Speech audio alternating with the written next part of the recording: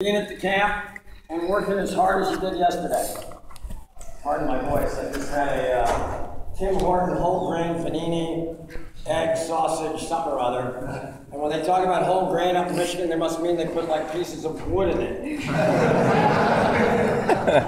Should have gone for the jalapeno. I couldn't eat that one either. I watched pretty intently your work yesterday, and I got a couple of observations I want to make about officiating in general. They are not gender specific. It's true that I do 90% of my work with men's basketball, but I do work with Debbie Williamson, who is the women's coordinator, and through the end of this year, the secretary and rules editor for women's basketball. I would tell you that one big change you'll notice if you're involved in college officiating is that as you head into next season, the 13-14 season, there'll be two rule books. There's now going to be a men's rule book and case book and a women's rule book and case book. And that's simply because the games are starting to split. And that's okay, that's a good thing. It's time for the women's game at the college basketball level to stand on its own, create its own niche, create its own market, create its own profit and loss. So that is probably part of the reason the books are splitting. There's no underlying political current. There's no we don't like the women, we don't like the men bullshit going on. There's an absolute commitment to collaborate every year at the Rules Committee meeting between the men and the women, but they are different games. Our men's game at the elite level is as different from the NBA as our men's game at the elite level is different from the women's game at the elite level. There are three different games. You're never going to see one combined rule book where you have basketball rules or basketball rules. So if that was something that you thought you might see in your lifetime, check it off. Not going to happen. This is a business about priorities. And every time I get a chance to talk to a group, I try to set the kind of realistic expectations for you about our business. And by the way, it is a real business. Last year, men's Division I basketball officiating alone, not counting the tournament, our tournament, $27.5 million were spent on men's basketball officiating fees from 32 leagues. Anybody in here work a Division I game other than the clinicians? None of you got any of that money. That doesn't count any of the money that's paid for Division II, Division III, NAIA, JUCO, Bill's Car Wash, whatever else is going on out there. But $27.5 million in just men's Division I basketball, 345 or so teams. That's a lot of money. So it is a huge business. And it's a business a lot of people are trying to get into. If we have enough time, I'll talk to you about what your expectations ought to be. But in this business, I think if you want to be good at it, you've got to have your priorities in order. I'm not big on self-help. I'm not big on, you want to watch stuff like that. Watch on Sunday morning. They got all sorts of these billionaire preachers on there. But I will tell you a couple of things. I think if you're going to have priorities in life, in business, in basketball officiating, if you have faith in your life, and I don't care if you do or not, but if faith is part of your life, it needs to be number one. Has to be number one. It'll help you through the worst days of your life. Secondly, family.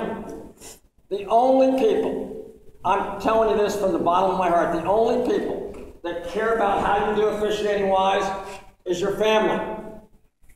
Colin goes down and tears his quad off his femur 2 years ago. You know what everybody wants to know? How do I get his games? Hey, Mike, we're really sorry to tell you, but where are you going next Saturday? That is the unfortunate underlying nature of this business. When you go down, somebody wants to step up and take your place. Wife doesn't. Your kids could give a shit that you kicked the call at the end of the national championship game. They just want daddy home. Your significant other could care less that you were gone 5 days in a row for one game in North Dakota because you can't get there and you can't get home. So you got faith, you got family. You know what's next? Your real job. As I look around this room, I think there's probably only 2 people in here that make most of their income from officiating. Mike and I. Means everybody else has a real job. Don't shortchange that real job ever for an officiating assignment. Be a man, be a woman, stand up and say, I gotta go to work, I can't take that game. If they're calling you at the last minute to do the game, they have enough faith in you to call you again. Now finally we get to basketball officiating. Pretty far down the list, isn't it? We don't work at basketball, we play basketball.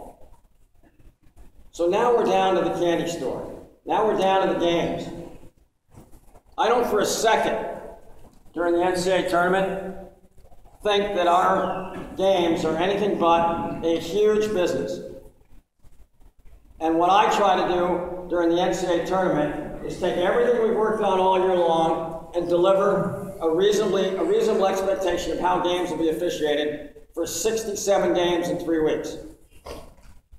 Those 67 games that we play in 3 weeks, starting with the first night in Dayton, ending up with a Monday night in April, excuse me, generate $1 billion in revenue and about 96% of all the income the NCAA makes.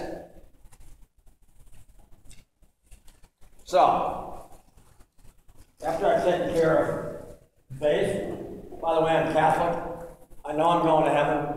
Get up there, you're inside a big fence so the Catholics don't think anybody else is there.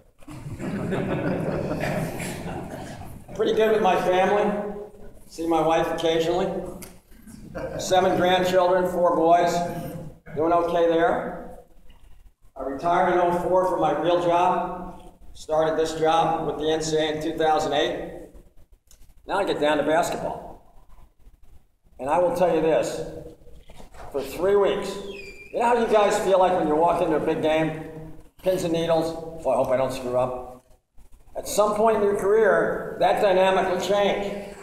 So I've got everything done, I'm prepared, and I'm going to be successful. I'm just hoping that happens to me someday. As you watch these 67 games, and they unfold quickly, now 4 at a time. And but we do an awful lot of work all year long to identify the best 100 officials. We have all sorts of evaluation processes built in to identify and advance throughout. But I can tell you there's some consistent threads with those 100 officials. Here's what it takes to be a good official today, in my opinion. It's only me. I'm only responsible for about 1,000 Division I officials and another 2,000 or 3,000 Division II and III officials. Work with the coordinators like Mike around the country. Work with ESPN. Have to go on TV and explain all the crap that happens in our tournament. I like doing all that, by the way. But here's what I think makes a good sports official. And you're not going to be able to find this in any book until I write the book. I don't think I'm going to do that. I don't have time. Number 1, your most important job of a sports official, and none of you guys in the back row can answer. What is it? Yes, sir? Get the plays right. Get the plays right. I don't care what anybody else tells you about being a sports official. That's job number 1. Get the plays right. And you're going to hear all sorts of things throughout your career about this and that and so. That's what's important. Getting the plays right. What you get paid for. All right? None of you are getting paid to look really good. None of you are getting paid to go to LA Fitness and come out looking like me. I used to look like that. I heard some smirking over here. All right, so we're going to get plays right. You know what number 2 is? In the sporting event, be an adequate communicator. You know what I saw yesterday? These coaches don't like you. It's us and them. And it will be that way from your first game to your last. You know when you're a really good official? When you're done. It's incredible how much better you get when you quit. Am I right? Unbelievably. God, we really miss you. Yeah, where you been? We couldn't stand you when you were reffing, but now that you're not here, well, geez, let's say something nice to God. So adequate communication. Your job, sports official, during a game, answer a pertinent question about the play, politely, concisely, move on. I got a job to do, Coach. I'll try to answer that later, Coach. You want to get good at communicating with coaches, communicating with players, you know how to do it? Practice it. All right, I'm 64 years old. I quit reffing before some of you. Who's younger than 39? Okay, I quit refereeing at 39 because I hurt my knee. You don't think I was born that way, do you? Looks like I fell off half a horse. So I'm done at 39. So the stuff that I learned officiating-wise that I actually could use on the court in Indiana as a small college, Division I high school guy, I used to do all three in 1 week back in the day, back when not everybody had color TV, if you can believe that. By the way, I grew up at a time with no email, no Facebook. I have a Facebook page I didn't even know I had. I'm getting all these notes this week. Congratulations on 5 years at the NCAA. I, honest to God, didn't know I had a Facebook page. Signed up so I could read other people's pages. Bingo, you now have a Facebook page. Never gave them any information. It's like Wikipedia. They just must dump stuff in there. All right. When you're getting up in the morning, when you're in the car, when you're getting ready to go to work, practice things in the mirror that you wish you'd said to the coach last night. I know this sounds hokey and old-fashioned. You're all out there nodding, going, yeah, if I don't nod, this guy's going to think I'm an asshole, and God knows where we'll wind up someday. I'm just telling you, practice. What I used to say to a coach, after he finished venting, and I'd done everything I could, I'd look at him and say, I'm sorry you feel that way. And he'd look at me and go, huh? Sorry you feel that way, Coach. It is an unbelievably calming, diffusing statement. What's he going to say after that? And then get on about your business. So we're going to get plays right. We're not going to have our arms around a coach. We're not going to try to leverage friendships.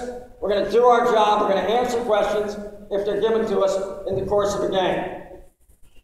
And finally, manage major moments. They don't happen every game. I had a conversation with a clinician in the Horizon League camp, which is running in conjunction with you guys last night. Really good official. Guy I really care about. High quality, high character. And he's refereeing this year, Kansas, Iowa State. Anybody remember the game? Iowa State's got the game won, remember? Iowa State's close to my heart because I spent more time on TV talking about the Ohio State play than I've done in 5 years about anything else. But this is Kansas, Iowa State hanging on. I want to say the game was I think it was at Iowa State. Iowa State. Yeah, and you know the play I'm talking about. Break, run over. Clearly a foul. At this point, I don't care who the foul's on. But there is a 60-mile-an-hour highway crash. Critical point, major moment, key play of the game. And here comes my guy that I'm absolutely in love with, running down the court as the lead. Good look at the play. No whistle. Over here, pile up. Chasing the ball. Foul on Iowa State for grabbing the Kansas kid that just ran over the top. So when I tell you, manage major moments, I cannot tell you how important handling that play at an elite level would have been for him for this year's tournament. He worked in the tournament, but he certainly was somebody who was slated to work 2 games in the tournament, which gives you a much better chance of springboarding to our regionals. So do those 3 things make sense to you guys? And it's really hard to listen to somebody up here, but if you made a couple of notes and you try to put that into practice, I think it'll help you. Because that's where the business is today. The business is not about knowing the guy that runs the assignment bureau. The business is about getting plays right. Because even at the high school and JUCO level, when a game is screwed up, he's going to hear about it. You know what he's going to ask him? Got a tape of the game, please? Send me a tape, and I'll get back to you in 24 hours.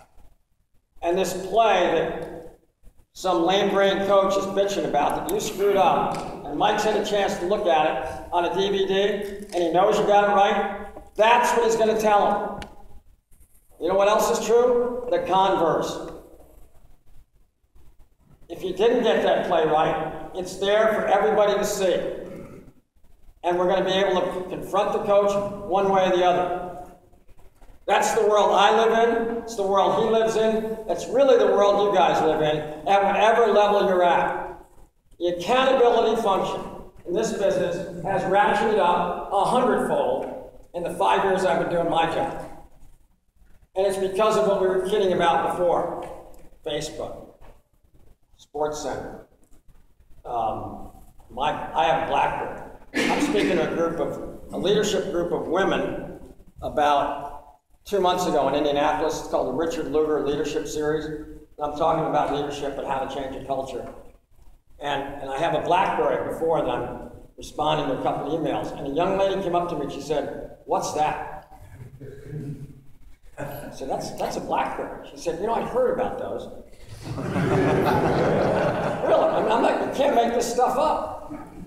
So those iPhones that everybody has, that they're filming the game you're at, and you're filming each other and what have you, there's a record out there what kind of official you are. Let me tell you another thing about officiating. It's off the court and on the court. You guys are all pretty good and on the court. But off the court's really important. Same thing. Once you become a sports official, you're no longer a dad. You're no longer the insurance adjuster. You're no longer the fireman. You're a sports official. So when you're sick, are we keeping you up, young man? God, you think as late as you got here, you would have got a good night's sleep. I'm picking on him because I kind of half know him and he's a good kid. Can't referee worth a shit, but he's a really good kid. Think about professionalism. Think about how you're dressed. Think about coming into a meeting room like this and wearing a ball cap. Does that strike you as being very professional or unprofessional? I mean, I think there are things that when I look out at a group and when I'm speaking to people, those are indicators. Now remember, I'm 64, so those kinds of things are important to me. They're not important to my kids' generation, but they're important to the people that make decisions about who does what to whom. So think about your environment. Think about how do I look, especially when I go to a camp. Do I look fit? Do I have my hair trimmed? If I'm wearing facial hair, does it look good? These are all really important. And you know what? They don't mean shit about whether you can referee or not, but first impressions in our business are unbelievably valuable. Unbelievably valuable. When Mike goes to a camp or runs a camp, when our clinicians go to camps, when I used to run camps, when I evaluate officials for the NCAA tournament, you know what I'm trying to do? I'm not trying to find the stars, I'm trying to narrow the field. When we evaluate officials for the NCAA tournament, if you cannot get past fitness and mobility, the first two criteria, we don't even watch your referee. If you're not fit and you can't run, out. I don't care if you worked for 40 years and you've seen some omissions in the last couple of years of very high-profile officials from the tournament that can't run. I should have thrown that into my list of things that make a good official. Being able to run, especially in this game. A lot of people don't think it's terribly important. I happen to. Two more thoughts. You're in a camp setting like this. You pay money, can't stand it. You'd rather be the Tiger game last night if it was in Detroit. You'd rather be anywhere but reffing knucklehead high school games trying to move up in the business.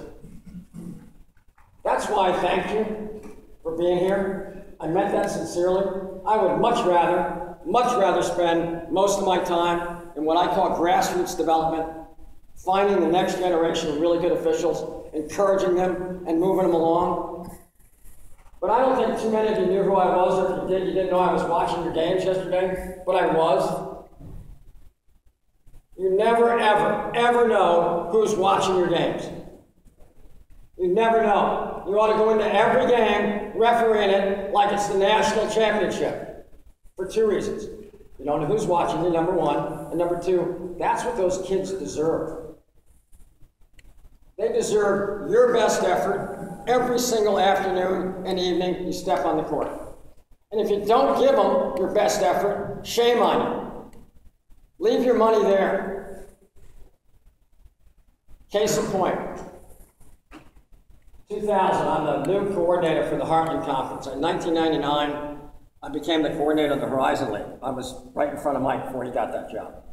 And next year, the GLVC Division II and the Heartland Conference Division III hired me to fix some issues in their leagues.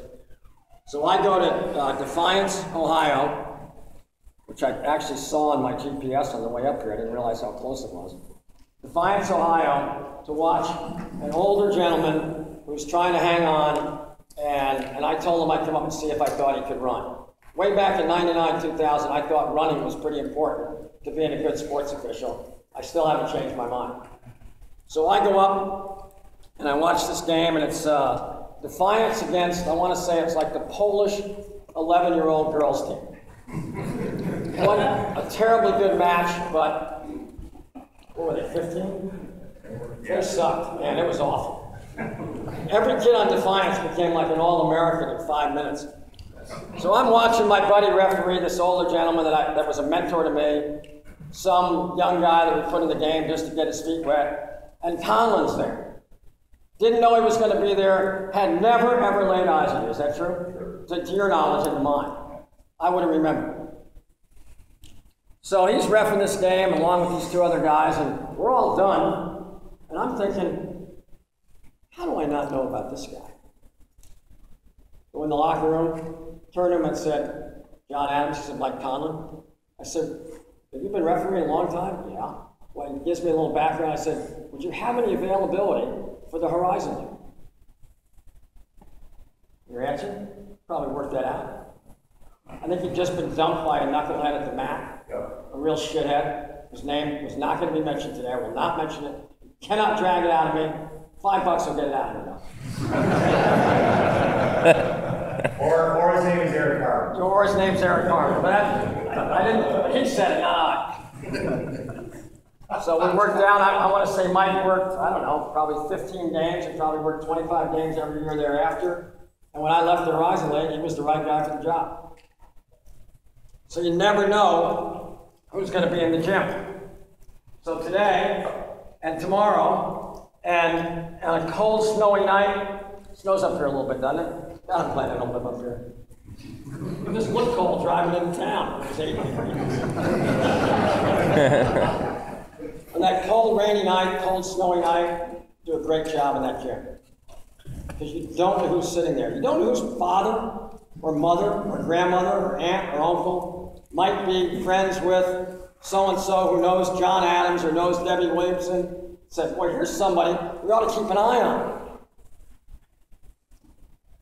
On the court today, a couple of just break down. Yeah, and if you want to have anybody ask a question. Yeah, I'll take it. Yeah. Here's some things I noticed yesterday on the court that I think you guys could do a better job on. I rarely, in the games you refereed, thanks for taking your hat off. I rarely in any games that I saw refereed yesterday, I saw anybody take charge and run the goddamn game. When you throw the ball up, whose game is it? It's our game. We're going to run the game. We're going to get the subs in and out. We're going to get the coach back in the general vicinity of his bench. Holy crap, I saw coaches in front of the other guy's bench. You guys pay any attention to that? Rhetorical question, you don't have to answer. But I do. Free throws were a disaster. Who was shooting the free throw? No communication. Guys running in and out. not knowing what's going on. Clinicians, did I miss the boat? Nobody's running the game. You want to do well in the camp? Step up. Run the game. Lead official, position-wise, concept, mirror the ball. Ball's out wide, you want to get out a little wider. Don't go beyond the three-point arc, but don't stand in the paint. Don't rotate when a pass or a shot are imminent. When you do that, you throw everybody off. So that lead's got to do a better job of what I call mirroring the ball. Center official, here's your tip of the day. Center official, get from free throw line to free throw line and get set up and ready to referee. Your position adjustment is from the free throw line. I bet I saw 5 games yesterday where I saw the very rare double center official formation. Or in some cases, even more rare, the double trail official. Get to the center, find your spot, free throw line to free throw line. Doesn't seem that hard to me. Trail official.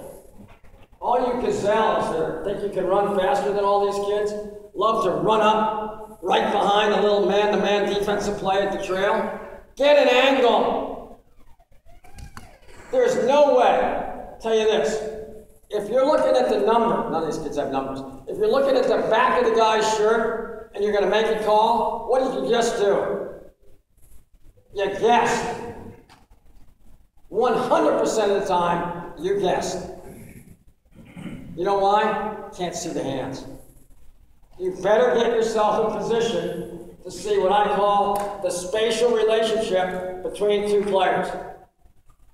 But if you think you can be an effective official from behind the play, looking at assholes and numbers, you got no chance. Well, go ahead, because you'll be listening to me again next year in this meeting, not the other meeting. You don't have to write that down. Hopefully this is not on Facebook. But my guess is you'll never forget that. If I offend anybody with my language, tough shit. Expectations. What do you expect to get out of this business? I think you have to have reasonable expectations.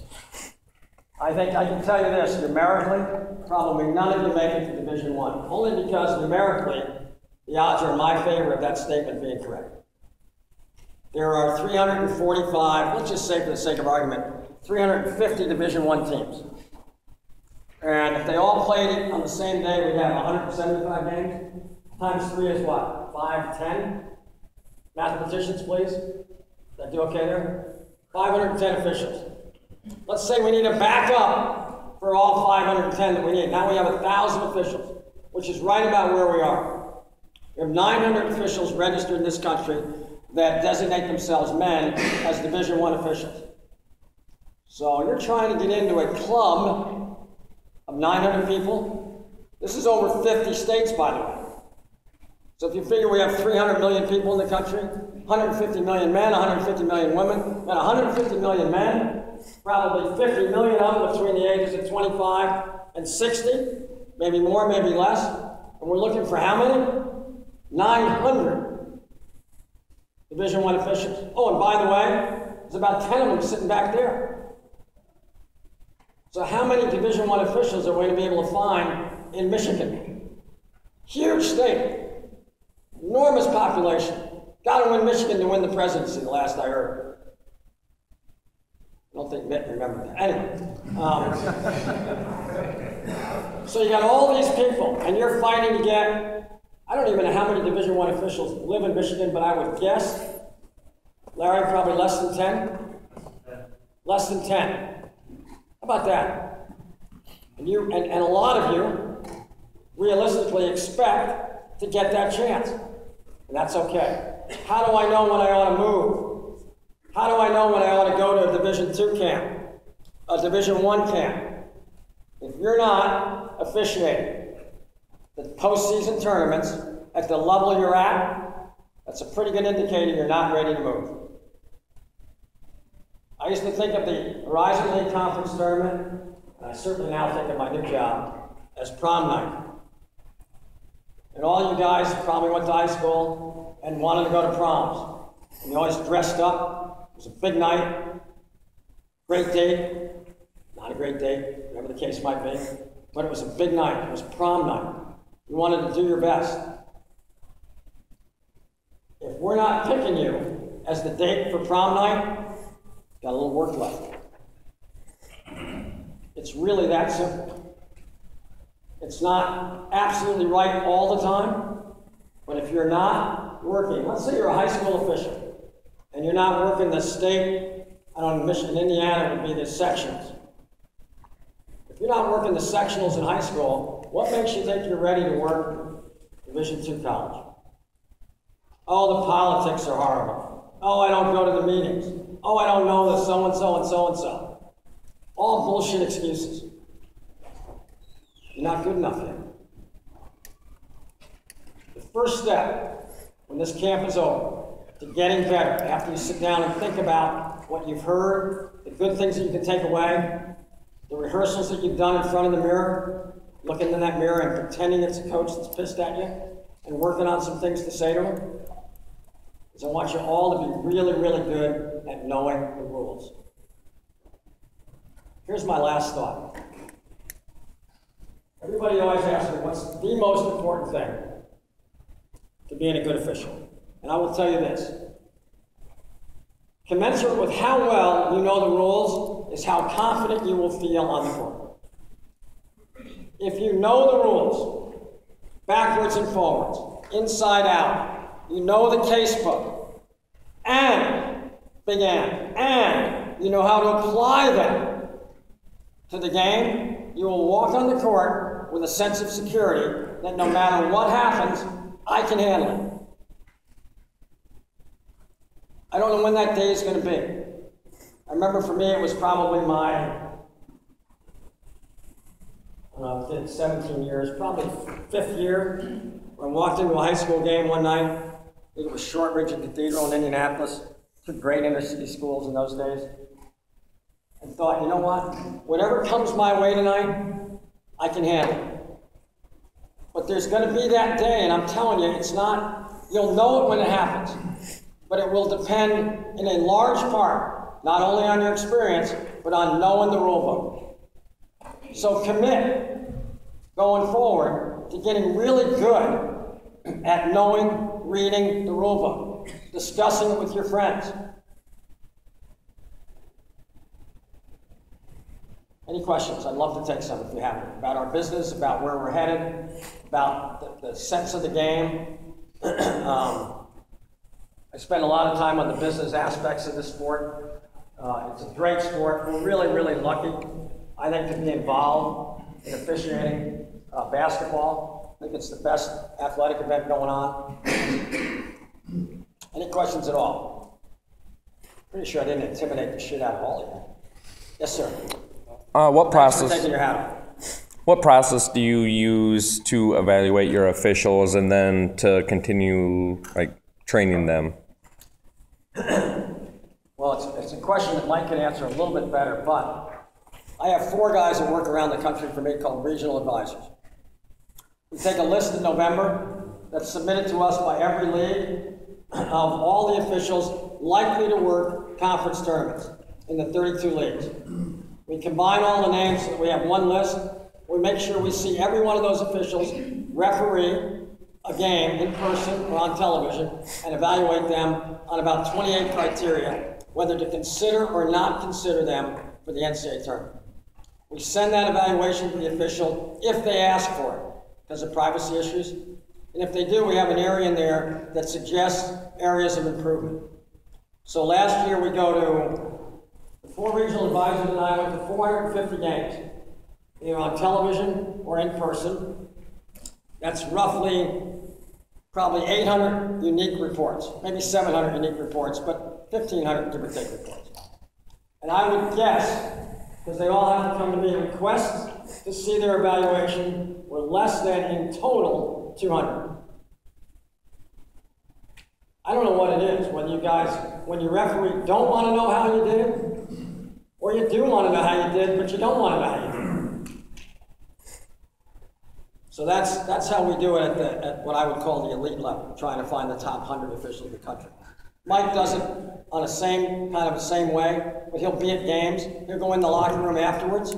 He'll take the three guys and he'll go, hey, Bert, at 13:35, when Rick Pitino was screaming and yelling and looked like the sixth player on the court, what were you doing? That's how you get, or, boy, that was a hell of a play. You know, at 11:06, when the guy drove to the basket and he slid underneath him, he had a great look at that. That's a great angle. Make sure you keep doing that.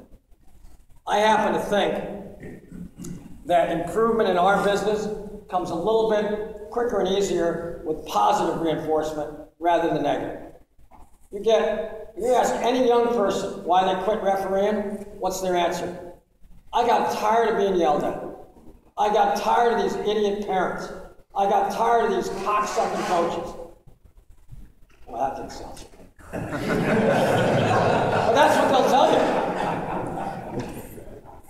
I have four sons, two of them refereed for about 2 or 3 years. Couldn't stand it. Couldn't get over that hump. You know why we're arrogant when we start?